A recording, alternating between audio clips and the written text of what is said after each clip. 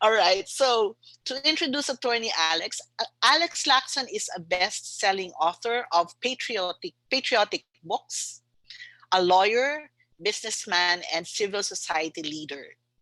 Although a lawyer by profession, Alex's first passion is writing books for the country. In 2005, he wrote the national best-selling book entitled 12 Little Things Every Filipino Can Do to Help Our Country.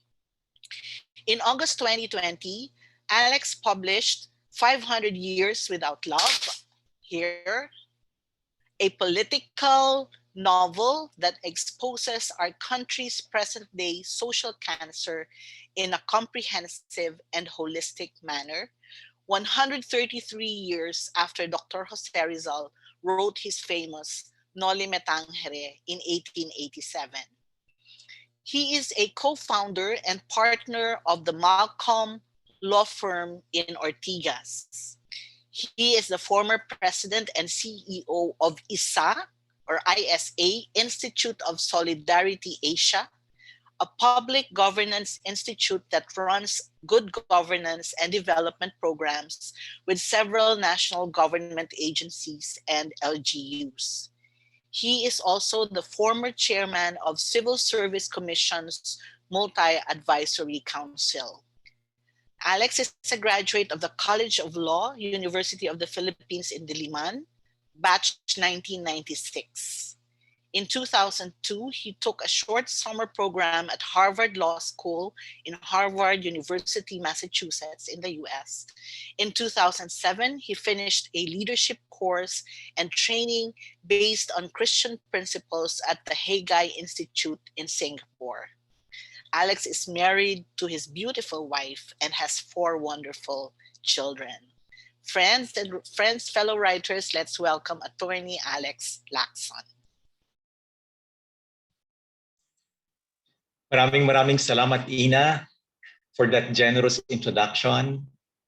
At maraming salamat, Nelson, for that beautiful book review.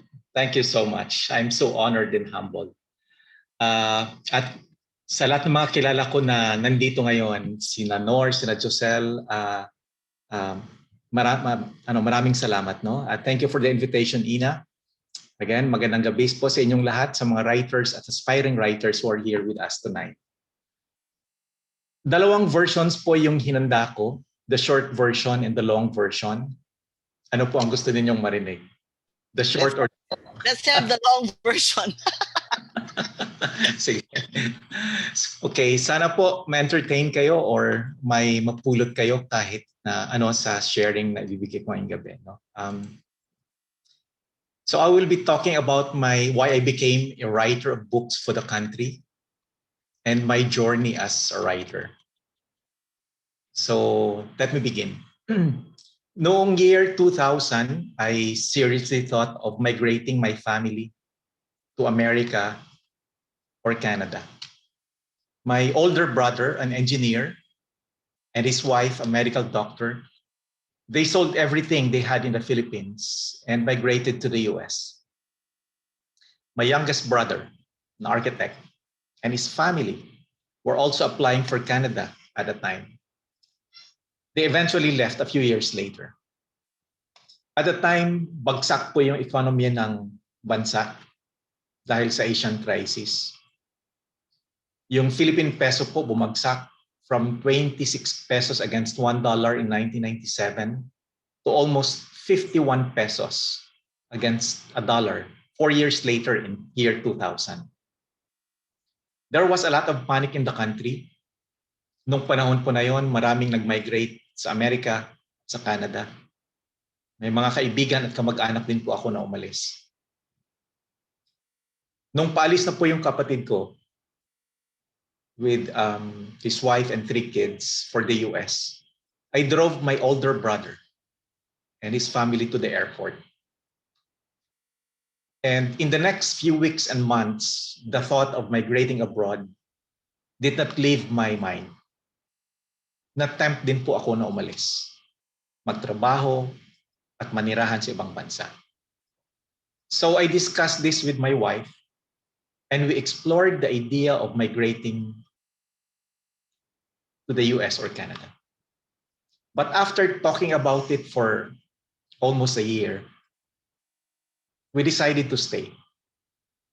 We decided to stay because while we love our family, we also love our country. While we wanted something better for our children, we also wanted to help our Philippines to become a better country. So my wife and I decided to live our lives and raise our children in the Philippines, the land where God planted us. And yet, after making that decision to stay in the country, there were some questions that continued to haunt me. Paano na lang kung 20 years later, hindi umasenso ang bansa? Paano lang if 20 years later, lalong lumala ang sitwasyon ng ating bansa? Magsisisi ba ako? This concern eventually led me to ask myself this question. Is there something that I can do to help the country? To help ensure na at least 20 years later, our Philippines will be a better one. When I look back at my life, I realized that I had always been a writer. I was a writer when I was in high school. I was a writer when I was in college. And right after law school, I became a columnist in one of the big newspapers in the country at the time, Business World. So I told myself, perhaps this is where God wants to use me, as a writer. Perhaps writing was the small talent that God gave me to help our country. Then in 2003, I encountered this beautiful line from Mother Teresa. It says, "I am but a small pencil in the hand of a writing God," she said, asking all people in the world that we need to love one another. This beautiful line gave me so much inspiration to use whatever small talent I have as a writer to help our country. This is when I deliberately decided to become a writer for our country. This is when my life as a writer had developed a bigger purpose. Thus, in August 2004, I decided to write a book. I was on fire. I created a writing discipline to finish the book in 7 months. And indeed, 7 months later, I finished the book. It was entitled 12 Little Things Every Filipino Can Do to Help Our Country. To my pleasant surprise, the book touched a raw nerve among millions of Filipinos, not only here, but also among Filipinos abroad. It was then that I realized that there are actually many millions of Filipinos here and abroad who actually love our country. They too are looking for a solution. They want to do something, even small things for the country, small acts of love for the country. And maybe that's why it resonated powerfully with millions of Filipinos at the time. Maybe that's why today, 16 years after the publication of the book, I continue to receive many speaking invitations every year to share the book's message. In the year 2006 alone, the first year of its publication, I received more than 300 speaking invitations that year alone to share the book's message. Maniwala kayo sa hindi. There were days that I was a speaker for breakfast, for lunch, and dinner on the same day. And there were many of those days. And in the next 5 years, and this may sound incredible, but this is the truth, I received over 100 speaking invitations every year. The book has brought me to many different and faraway places in our country, literally from Tuguegarao to Hulo, as well as to various Filipino communities in different countries abroad. In the next 5 years from its publication, the book had been circulated on the internet many times. It was featured in practically all the major newspapers in the country. At that time, the biggest television network in the country, ABS-CBN, featured the book in the 3 types of calendar it published. wall calendars, desk calendars, executive planners. Thus, in 2010, during the national elections that year, I was invited to run for the Senate by former President Noynoy Aquino. This phase of my life, my joining the political arena, is what I call as the third chapter of my life. The phase of my life when, because of the success of the book, I decided to do a political experiment on the national stage. December 1, 2009 was the last day of the filing of certificate of candidacy for the 2010 national elections.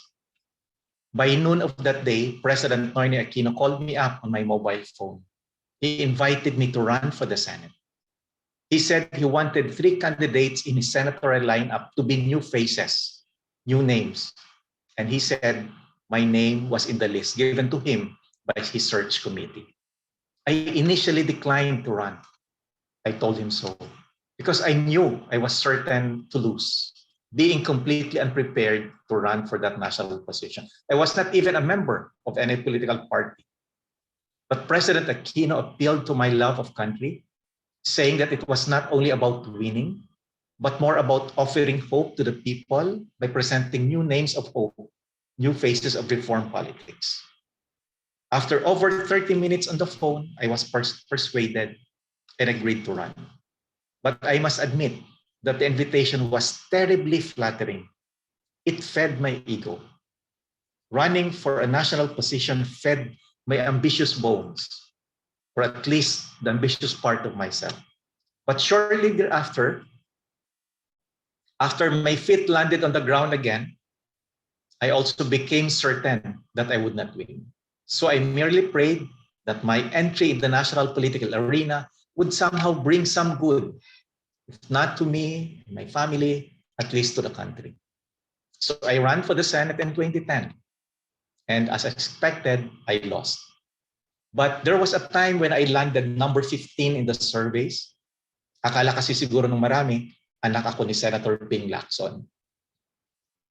Most of the time, I was number 18 in the surveys. But come election day, I ended up number 21 out of 65 candidates. And to my surprise, I got 5.2 million votes, despite very limited resources. I was wondering saan nanggaling yung 5.2 million votes. But after election, I learned that many pastors, priests, nuns, and teachers campaigned for me. They were the ones who campaigned for me at the grassroots level. Mga taong hindi ko kilala, but who deeply believe in the book that I had written. A few months after the 2010 election, Malacanang called me up to ask if I was interested to be appointed as commissioner of the COMELEC. It even came out in the news. I declined. A year later, Malacanang called me again to ask if I was interested to be a commissioner in Good Governance Commission that would oversee all the GOCCs, or government-owned controlled corporations. I also turned it down. Then in January of 2014, President Aquino called me up early morning on my birthday to ask me if I was interested to be appointed as Chief of Bucor, or Bureau of Corrections. I also politely declined it. Finally, in January 2015, I was also asked if I wanted to become chairman of the Civil Service Commission. I also turned it down. I declined all of them because deep inside, I was actually not sure if I really wanted to be in the government. Instead, I went back to my work in our law firm and to my passion of writing books. But along with some friends, I also co-founded a group, Kabayanihan, that promotes good citizenship and patriotism through small acts of love and sacrifices. Our congressman in the 3rd District of Quezon City asked me 3 times in 2014, 2017, and 2018 if I was interested to replace him as congressman when he finished his terms, 3 terms in 2019. I declined. During the 2016 and 2019 elections, the then incumbent governor of Negros Occidental also asked me to run for congressman in the 6th District of Negros Occidental, where I was born and where I grew up. Governor Marañon even assured me that even if I did not spend much, he said I would beat the incumbent congressman with his support. But I also declined it. I turned them down because even at that point in time, I was actually not sure if I really wanted to be a politician. Frankly speaking, there is a part of me that really hates politics, especially corrupt politicians. I hate dealing with people who are plastic, who are bolero, at doble cara. It was some kind of a self-discovery for me, actually. I realized that deep inside me, politics is not an ambition, much less an obsession. My true passion is writing books, and my obsession is looking for that solution, the formula or package of reforms that we need to address our country's social ills. And this passion is reflected in all my books since I started writing 2005. Thus, I told myself I will focus on writing my first novel, which I feel would be my most important book. But before I could go deep into the writing of my first novel, I got an offer that I found difficult to refuse. After the elections in 2010, Ramon de Rosario, former finance secretary under President Fidel Ramos, called me up to ask if I was interested to become the executive director of Makati Business Club. But I refused as I did not want to become the spokesperson for the big business in the country. It did not connect with me. I always fight for the small guys, not for the big and powerful guys, I reminded myself. After that, I was also asked if I wanted to become the president and CEO of one of the small companies under Manny Pangilinan. But for the same reason, I also decided to decline. But when I got an offer to become president and CEO of ISA, a public institute that runs development and governance programs and various national government agencies and LGUs, I found it difficult to decline because I knew I would enjoy doing that work. Thus, in 2015, I became head of that institute. At that time, we were implementing development and governance programs in the Civil Service Commission, Department of Trade and Industry, the Armed Forces of the Philippines, Philippine Army, Philippine Navy, and several LGUs in the country. I took this job because I believe in the transformative power of good governance, and I had seen it with my own eyes.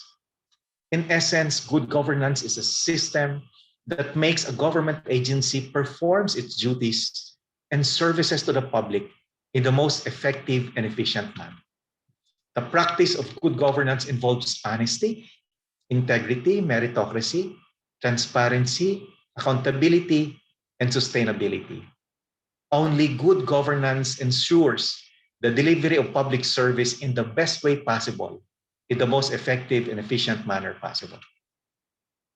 Can you imagine if every government agency in the country, both at the national and local levels, is performing effectively and efficiently, delivering the much needed services to the public, especially to the poor? If that happens, our Philippines would become one of the most developed and prosperous countries in Asia and in the world. When I was with ISA, I introduced a program name called Dream Philippines.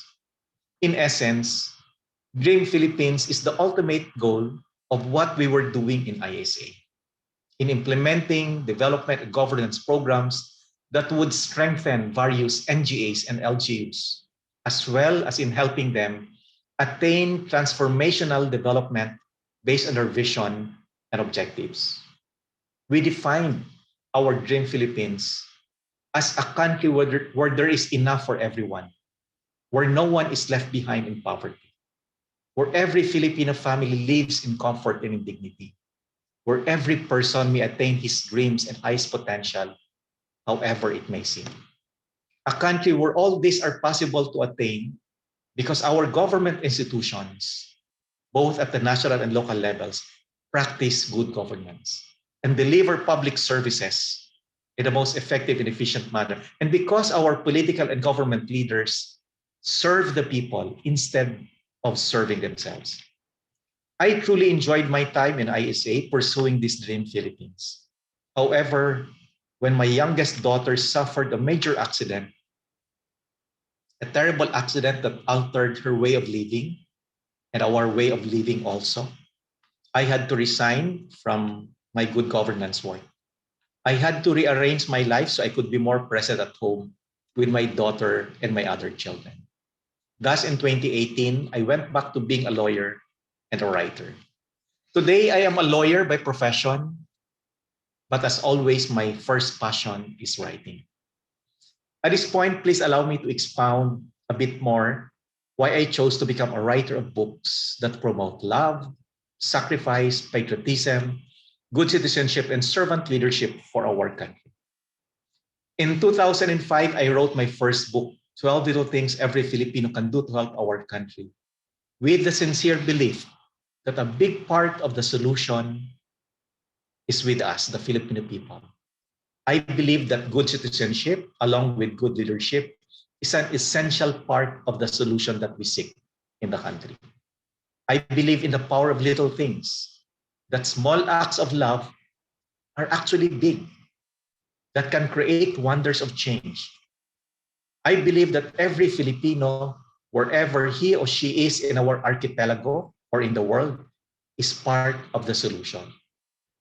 We are all part of the hope of our country. That's why in 2011, I wrote my second book entitled 12 Little Things Global Filipinos Can Do to Help Our Motherland. I wanted to provide ideas to all Filipinos living abroad on how to help our country. Jose Rizal said that our youth are the future of our motherland. I believe in that, but I also believe that for our country to have a great future, we must raise a great generation of youth today.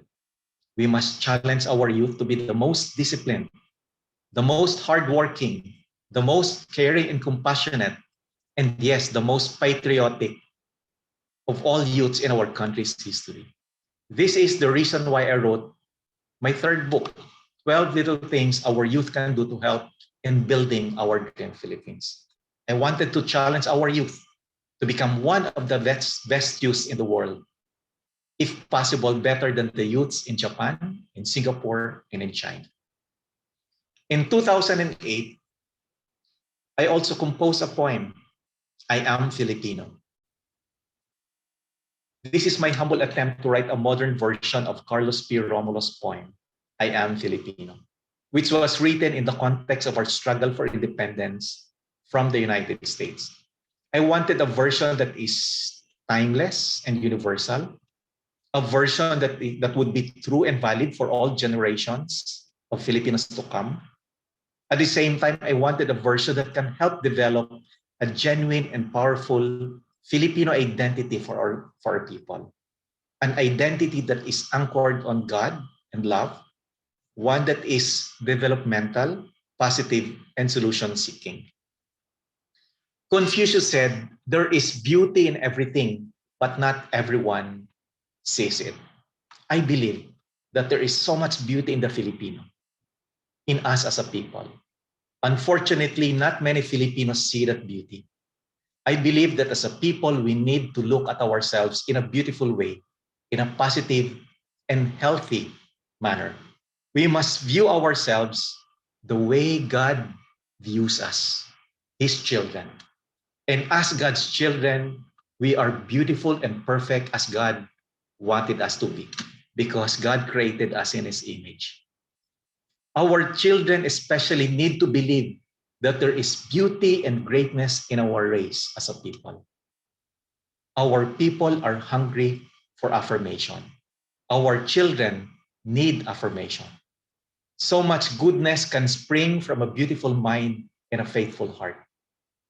Loving the Filipino or Philippines is not only patriotism, it is stewardship.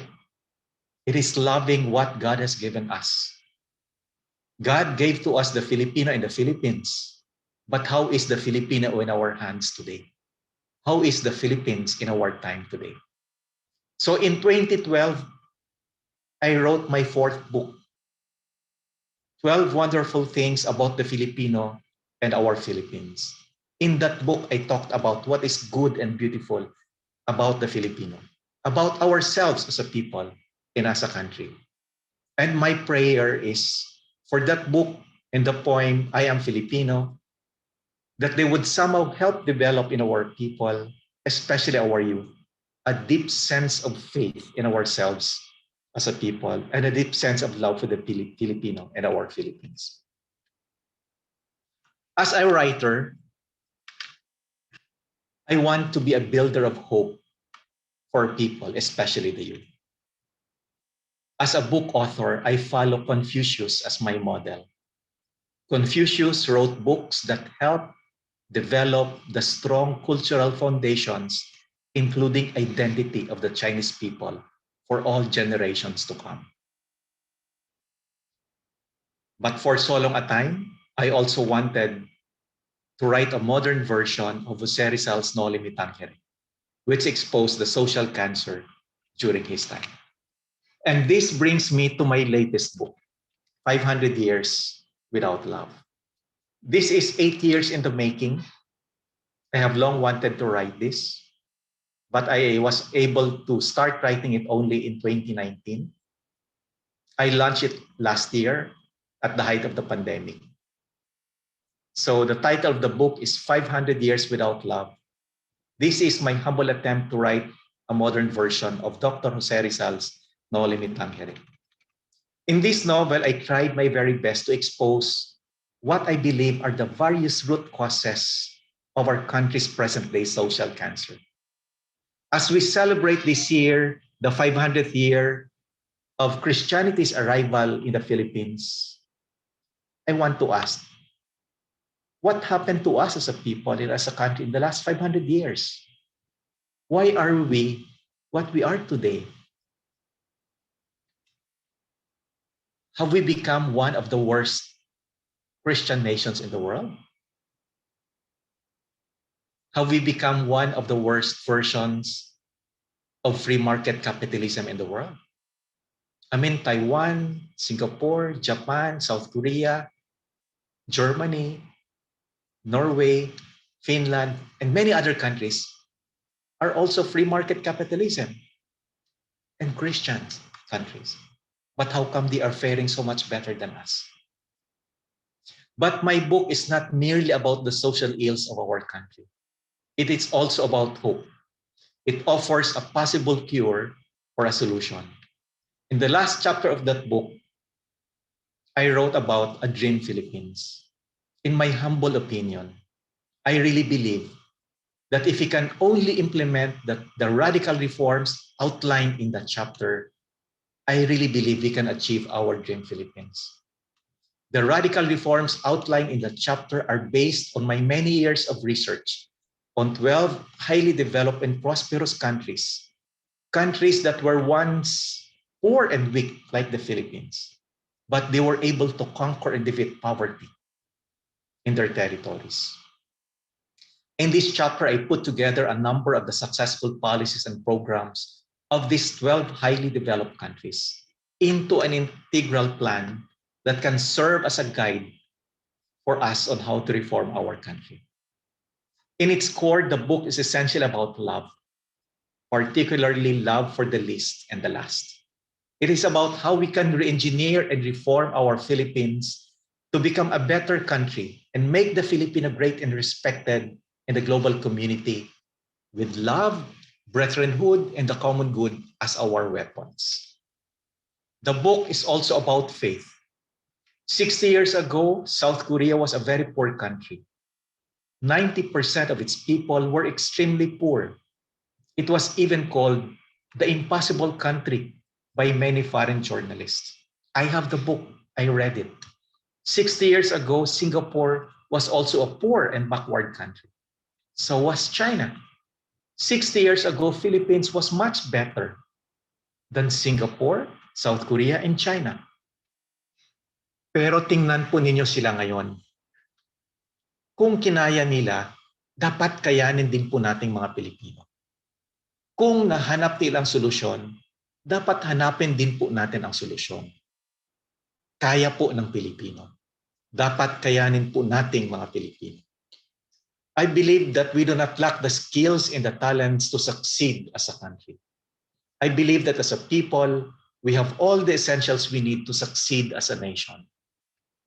The Filipino is not second class to any person in the world, not to the Chinese, not to the Koreans, not to the Japanese or Singaporeans. If they were able to build prosperous countries for themselves, kaya din po natin mga Pilipino to build and develop a prosperous Philippines for our people. The solution to our many problems is not rocket science. Truth is, the solution to our many problems is already within us. It is in our hearts. Love is the answer to all our problems. Love as expressed in kindness, in compassion, in generosity. Love as expressed in integrity, in hard work, in excellence.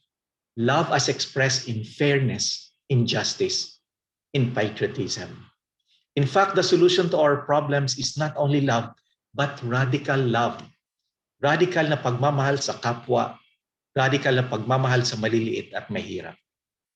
Ang pagbigay po ng sapat at disenteng sahod sa ating mga empleyado para sila ay makapamuhay ng maayos at disente ng kasama ng kanilang pamilya, ito ay radical na pag-ibig sa kapwa. Ang paggamit ng pondo, posisyon at kapangyarihan para sa kabutihan ng mamamayan at hindi po para sa sarili o pamilya lamang. Ito ay radical na pagmamahal sa kapwa.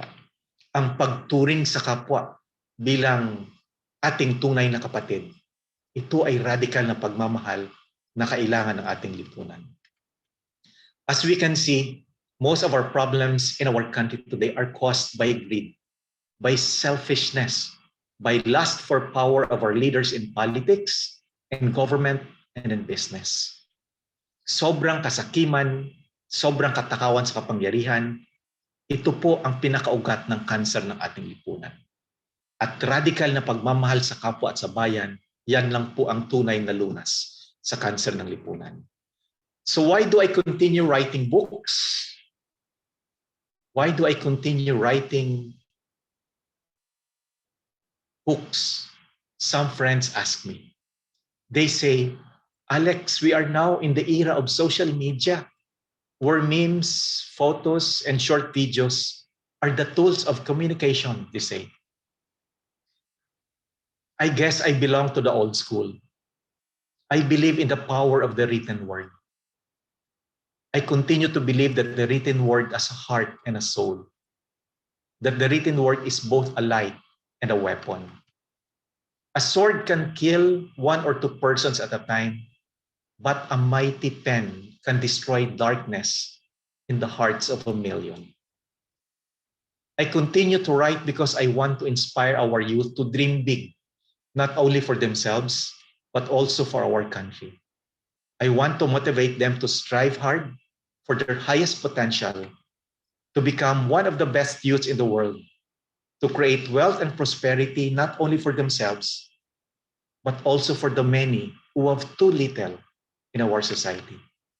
I want to inspire them to build a better world for all humankind.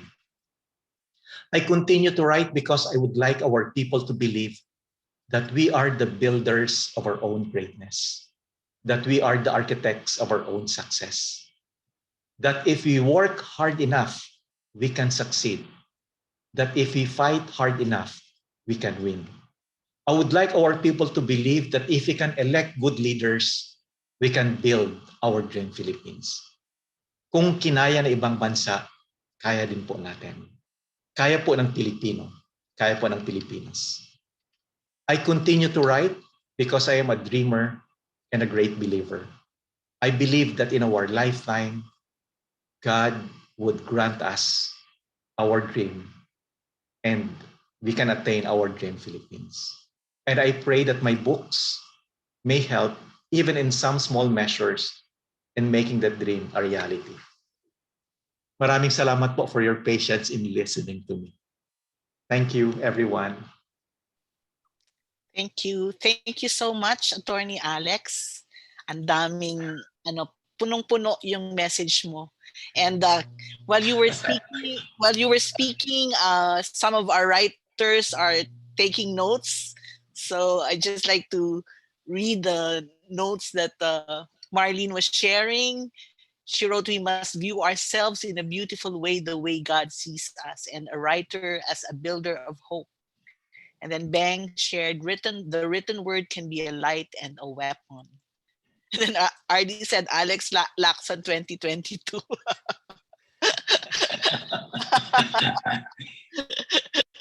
That's not for the writer. Yeah. So we'll have we have enough time. No? So which is very good. We have enough time to ask Attorney Alex questions. And I'm sure many of you have questions. So go ahead. If you have questions, go ahead and speak up. Or you may want to write your question in the chat section.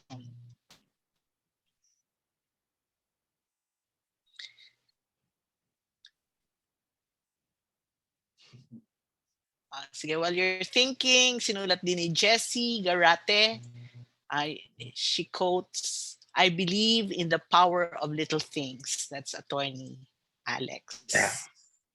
Yeah. Yeah, and and for me, I'm encouraged and I'm impressed at how much you really believe in our young people, and you want our young people to be the best in the world. No, siguro I'll ask the first question. No,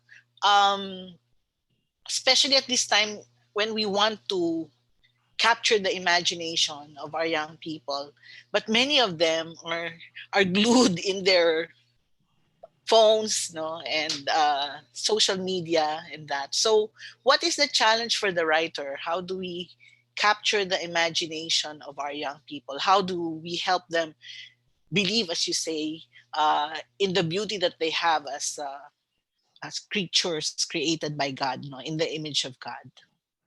Yeah. That question actually is a question that is best addressed to communications expert. Yeah. Right. How they can ako, I'm just a writer of a book, but in answer to actually I think there are organizations of youth, uh, and they also for me, for instance, almost every week I get invitation to speak, uh, and and some of these groups are youth groups. And they listen, and whenever I have the chance to speak to the youth, to a youth group, I always do it that way.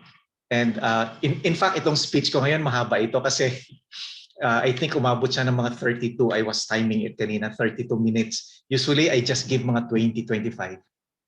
25 minutes. And sa youth, usually I just give mga 20, 20, 25 minutes. And so far, uh, well, modesty aside, I think based on the response, no, I think it's connecting. I think it's connecting. Yeah. So I try to show to them that despite kasi maraming mahirap, the poverty, despite poverty, there are ways. In fact, there are so many Filipinos who have risen from poverty and have achieved great levels of success. And I always tell stories, and these stories always inspire them, no? Because marami sa kanila talaga mahirap, no? And so, but when they hear stories that kung ito mahirap at naging successful siya, kaya din pala nila, no? So, but then from there, pag nakuha mo na, you need to challenge that. You need to manage your time well. You need to focus. Kasi there are so many distractions today. And social media is one such big distraction. There's a question here from Jessie Garate. Yeah. Attorney Alex, how do you practically teach your children on how to love our nation? Siguro tell us, how old are your children? And yun nga. Yeah, my eldest is 24, then followed by 22, then by 20, then the youngest is 15. 15. I think the best way pa rin is really modeling. Uh, uh, Teaching them only by action without saying anything. So it's really modeling, it's leadership by example. So for instance, if they see you that you are in the street and there is a poor child or an old woman knocking at your door and you open your window and help, they see that. They see that. So I think that's still the best way. And one of our practices every Christmas is we, as a family, meron kaming mga Christmas love gifts that we give to poor families. And so they see that. They see that, no? And right now, for instance, ito sa pandemic, we support 3 communities, and they see that, no. My my 2 sons are in Ateneo. My 2 daughters are in UP. My 2 daughters are very much involved, including my 2 sons. No? But my 2 daughters are really very much involved in mga social, and they are big-hearted. They are what I really want them to be: big-hearted, very caring, very compassionate, I'm and sure not materialistic. They are not materialistic. I'm sure nakita nila sa iyo 'yon, Attorney Alex. Hindi, sa asawa ko mas magaling yung asawa ko sa akin in everything. Yeah. I'd like to read a question from Janine Beran. She says, good evening, Attorney Alex and everyone. I belong in the youngish generation, and it is disheartening to even take part in the political system. I always look to the book of Daniel of how we as believers should be in the midst of an empire. But it is so hard. How do we bless our own cities in the midst of our collective grief? Yeah. Okay, number one, thank you, Jillian. I think that's a very good question. Number one, not participating is not the answer. Not voting is not the answer. Staying away from the problem is not the solution. Because each one of us is really part of the solution. So we have to participate. We have to go out and to vote. No? But more than that, because right now we are really in a crisis situation. As you can see, our problems in the country seem to be getting worse each year. So the more that we must get involved and understand the problem, but at the same time, do not be drowned by negativities. Instead, because yung nature kasi ng youth natin is they stay away from awayan, from bangayan, from negative things, no? But be positive, but at the same time, understand the issues, so present them in a positive way. Yun lang, no? I think they want to, they just want to hear things in a different way. Yun yung nature ng kabataan ngayon. Ayaw nila ng sisihan, ayaw nila ng turuan, ayaw nila ng bangayan. Gusto nila ng solusyon. Gusto nila ng unity. Gusto nila ng healing. So yun yung... in fact, I was just I was listening, in fact. Ina, you were there, no? With CJ Sereno. And since 2018, I think, since she was taken out of office, she has been engaged in this voters education and largely with youth groups all over the country. And so they try to understand yung thinking of our youth today, at yun yung na-pick up nila. Ayaw ng kabataan ng awayan, ng sisihan, ng bangayan. Ayaw nila ng ganoon. Gusto ng kabataan solusyon, no? Solusyon, at gusto ng kabataan unity, healing in the country. So yun, no?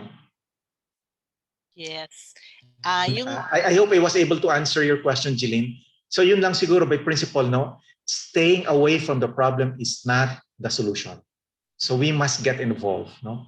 Number two, our world, the world around us is getting darker and darker, and with more reason that you must become a light, and you as a light must become brighter and brighter.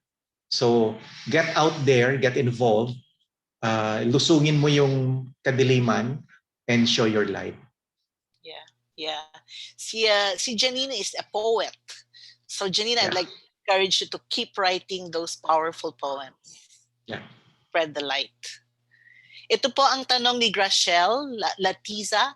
Ano po ba ang dapat natin isagot sa mga nagtatanong sa atin kung bakit tayo nagsusulat ng criticism tungkol sa pamahalaan gayong kilala raw ang Christians as peace lovers? Yan.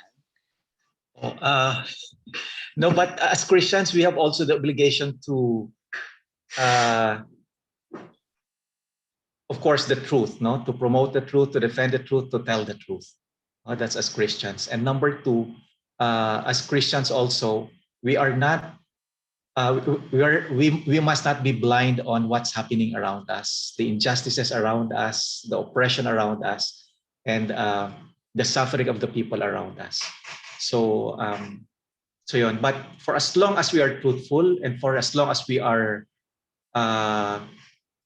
graceful, in fact, in the way we say things, no, polite, respectful, that should not be a problem. Attorney Alex, RD has a question.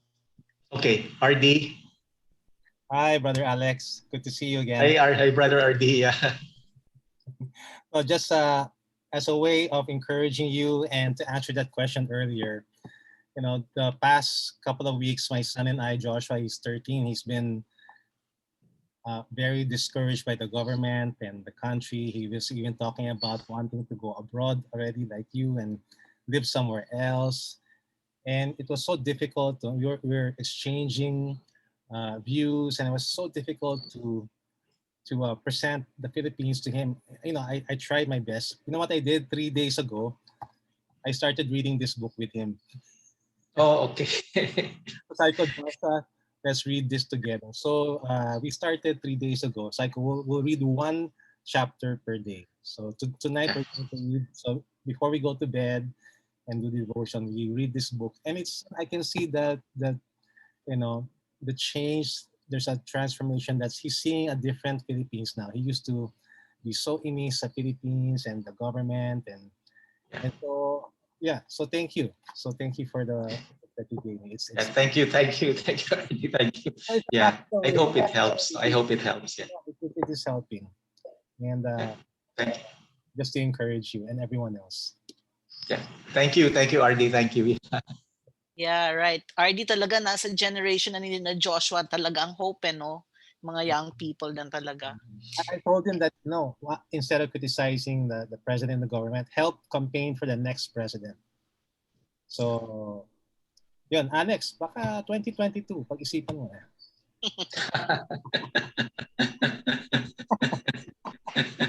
We'll support you. Next question, please. Here's a comment from Cornell. Sabi niya, Okay. we definitely need a paradigm shift on how to value our nation. The latest quincentennial celebrations is one example. The celebrations centered on the foreigners. And then, may tutuloy ka pa ba doon, Cornel? Or yun na yun? Most kasi ng pag-value, most kasi ng pag-value ang ginagamit na kaisipan kanluranin, Western. So even in the celebrations that we had, nakasentro dun sa circumnavigation diba? Wala kang nakitang narrative of what Lapu-Lapu was all about. We don't even celebrate the Ifugao Terraces, which is a monument of greatness. And here we are, 500 years after the oppressive Spaniards came, we're celebrating them. Parang there's something wrong. There's something definitely wrong. Okay, you'd like to respond to that, Attorney Alex? Yeah. Thank you, Cornel. No, actually, there is so much there's a wealth of siguro undiscovered strengths of our people in our country that are not celebrated and that are not highlighted including in our classrooms, in the media, of course, in our daily conversations. No? And for instance, I think what Cornell is saying is that, example, no, yung ano natin, yung Banawi rice terraces, no? Yun, kita mo doon, the Banawi rice terraces were built by free men, not by slaves. Unlike the pyramids in Giza and in the Middle East, they were built by slaves, no? And we celebrate it, but can we celebrate slavery? Can we celebrate slavery really? But here, look, if you look at the Banawi rice terraces natin, beautiful as it is, and at the same time, the story is that it was built by free men, diba? And out of need. And so yun, I think there is so much that we have in our past that are not put out there and celebrated as strengths, as part of our strengths as a people. So yun siguro yun ang na-pick up ko doon kay Cornell. And doon naman kanina, in relation doon sa yung we celebrate the foreign thing, actually in relation naman doon sa kay RD, the biggest issue right now in the newspapers at least is itong West Philippine Sea. No? The West Philippine Sea, it's every day, it's there. It's the number one issue of the opposition against the administration. But in my opinion, this is actually a distraction because West Philippine Sea is not our biggest problem in the country. Our biggest problem in the country is still the poverty in our country. You have 80% of our people who are, ito yung binigyan ng ayuda financial assistance.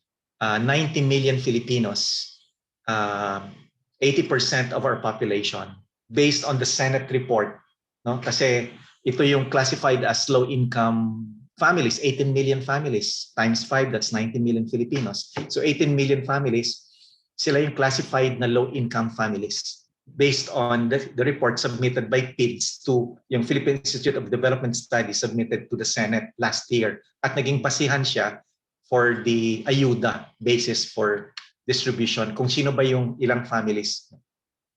So the problem of poverty of 80%, ang cost niyan is nandito. Hindi yan outside. It is not the 80% poverty in the country is caused not by China, but caused by factors inside the country. Okay. So ang worry lang natin, actually ang worry ko is that come 2022, we might elect again a leader based not on our biggest problem, but based on a distracted problem. Kasi right now, what we are seeing, the media is, okay, number one issue is the West Philippine Sea. We might vote a president based on the issue of West Philippine Sea. Then, pag yun yung naging presidente, hindi na naman ma-address yung biggest problem, which is poverty in our country. So, yun lang yung nakita ko doon na problem. So, anyway, balikan ko yung kay Cornell. No? So, Cornell, I hope I was able to address your question. Attorney Alex, one last question and then we'll give you final words from you. Si Nor has a question. Nor? Okay. I just want to respond very quickly sa sinabi ni Alex sa West Philippine Sea. The way I see it naman is actually, just to exchange my views here, is actually, it's actually a way of actually putting together people who can galvanize actually votes against the current administration. Because I think survey would show that both whatever party that you're coming from, even amongst the Duterte followers, actually, they hate this. They are actually against this issue. So actually, I think it's just a strategy to galvanize support. you know, Yeah. and they're trying to do that. That's just my view. But anyway, my question really, Alex, is that I'm really interested because you are a lawyer and you are a civic leader. How is it like in terms of your discipline in coming up with a book like this? You said it took you so many years to come up with this. Can you just walk us through, because these are, you know, we have a group of really professional writers here, but they're also struggling writers. How is it like as a discipline for you personally? Okay. Nor, thank you. Thank you. I love that question because going back to the time that I wrote my first book, I really remembered the discipline that I created. No? So it was August of 2004. Katatapos lang ng elections at the time.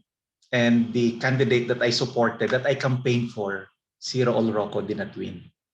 I took a leave from my office. I campaigned, became his campaign manager in Negros because I really believe in him. And so when he lost, parang it kind of affected me. No? So from there, I channeled my my emotions to the writing of that book. Okay, so anong ginawa ko? No? I created a discipline, a writing discipline. I told myself 7 months, I will finish it. So ano yung discipline ko na ginawa? I told myself I should be home. I turned down na, no? I declined any evening invitations, dinners, meetings. I declined for 7 months. And I told myself I should be home before 7 o'clock in the evening so that I can have dinner with the family. Then freshen up and sit in front of my study table by 8 o'clock in the evening. So, and 8 o'clock in the evening up to 11 o'clock in the evening every night for the next 7 months, that's my writing time.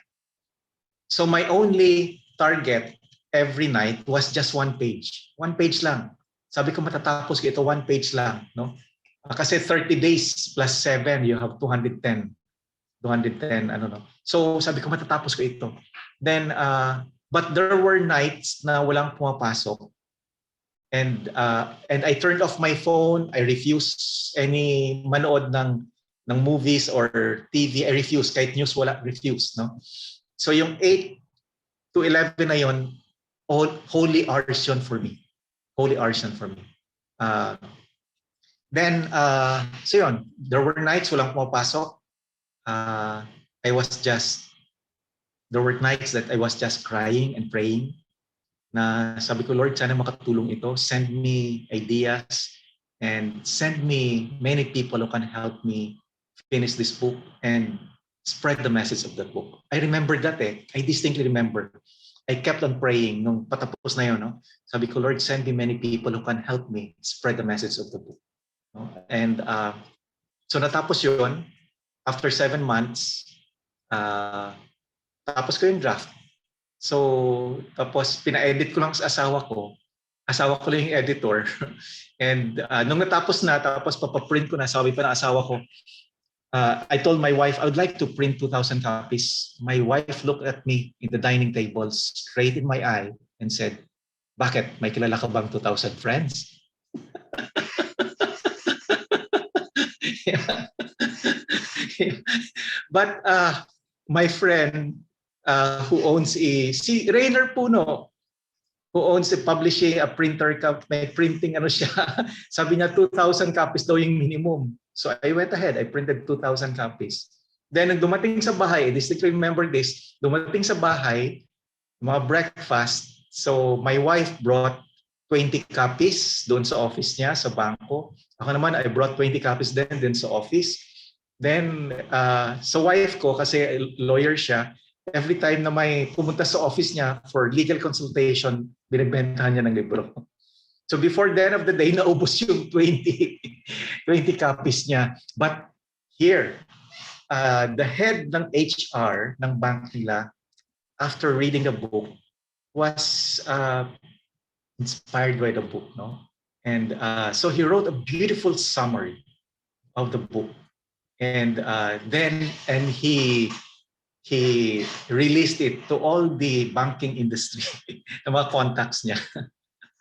And so yun, kumalat from there. So my first orders actually na marami coming from the banking people.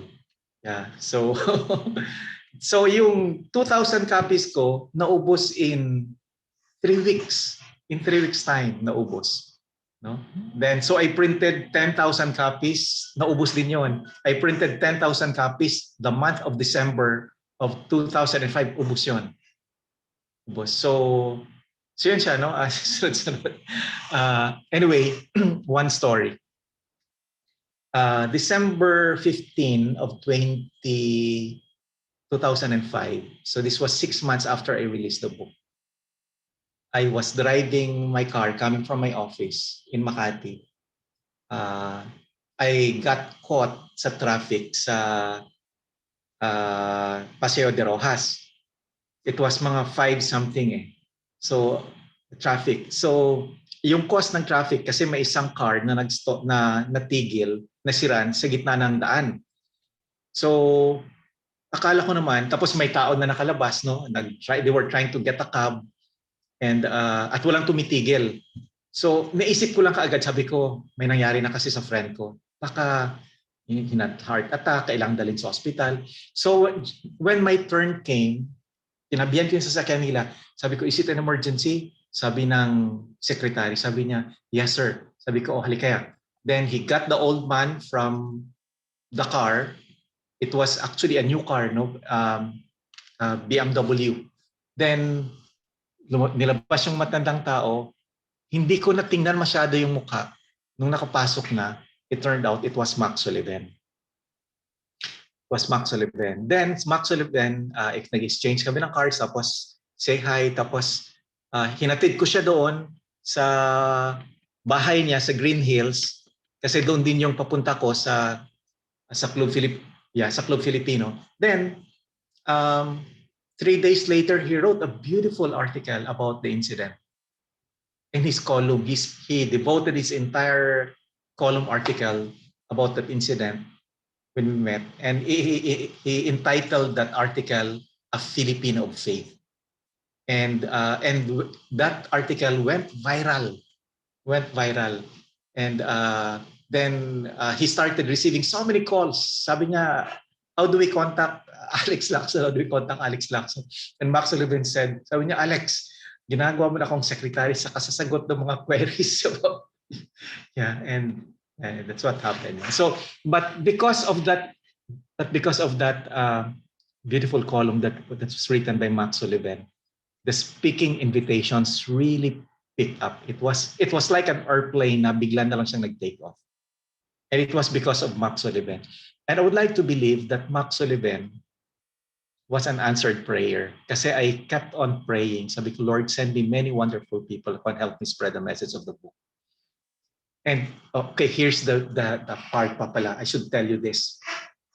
So, nung pinick up ko si Max Sullivan, kasi nasiraan yung BMW niya, inatid ko siya sa bahay niya. The following day, tumawag siya sa akin. Sabi niya, Alex, you know, strange.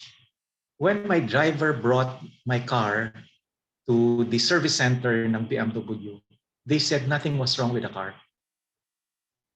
Tumigil lang doon. So I'd like to believe it was an answered prayer. Now for this second book, the discipline that I created, it took me really 8 years because the idea came to me after my kids. They were always asking me questions to help them with yung Noli Me Tangere na mga ano nila papers, reaction papers nila sa Noli Me Tangere. And sabi ko, pinapabasa sa inyo ito? So sabi ko, ako hirap na hirap ako basahin nung ano ito, tapos hanggang binabasa sa inyo. So, and sabi ko, ano pang relevance nito? Kasi the social cancer is no longer the same social cancer that we have today. So it struck me and sabi ko, I need to write a modern version of Noli Me Tangere. Para pagkatapos basahin yung Jose Rizal's Noli Me Tangere, I hope the teachers would also require them to write this modern version so that the students, while they are students, they would understand the social ills of our country. And maybe while they are there, they can think of ways on how to solve the problems. So it challenged me. So since then, this was 2011, 2012, I already started thinking of how to write that book. So, but I knew na I would include in that book a solution. So that's why doon sa likod, nandun yung white paper, di ba? Sa likod, yung Adhering Philippines. So because doon ako natagalan sa pag-research. Ano ba yung successful policies and bakit naging successful? How were they able to address poverty in the country? How were they able to address unemployment? So doon siya natagalan sa research. And in writing the novel, because this is my first novel, structure. I'm a structure person. I need to have an outline first before I can write it down. So I began with tawag dito, yung a chapter outline. Pinuno ko muna yung chapter outlines ko. So ano yung kailangan laman ng chapter nito, laman ng chapter nito. Ano lang, no? Mga points lang, bullet points lang. Before I did the actual writing. When I would do the actual writing, alam ko na precisely how to write the chapter. So, and during the writing of the book, kasi I wrote it for mga almost 10 months. No? 2019 hanggang 2020. Ang schedule ko naman for writing was early morning. Sometimes nagigising ako ng 4 o'clock and sometimes I would go up to 12 noon. So, yung morning ko na yon, holy hours yun for me. Wala makaka-disturb sa akin. So, and my best time for writing is really early morning. 4 o'clock, 5 o'clock, up to mga 12 noon. Then after lunch, that's the time that I would do my lawyer's work in the office. Okay. 4 a.m. to 12 noon is 8 hours yun. That's 8 hours. Wow. Well, kung minsan hindi regular di ba? Hindi regular, but it's not a perfect time. But there were so many of those days that I did. Yeah, thank you so much, Attorney Alex. Ang dami naming natutunan. Discipline, passion, love for country, patriotism, love, and the way God puts all these things together and puts people in your life, no, to make it happen. No, thank you so much. So, in closing, I'd like to request Pastor Manuel Zabat. He's also an author, si Pastor Dos yan. Pastor Manuel, hello please po. Yeah. Can you hear me po? Naririnig naman po ako. Opo, yes.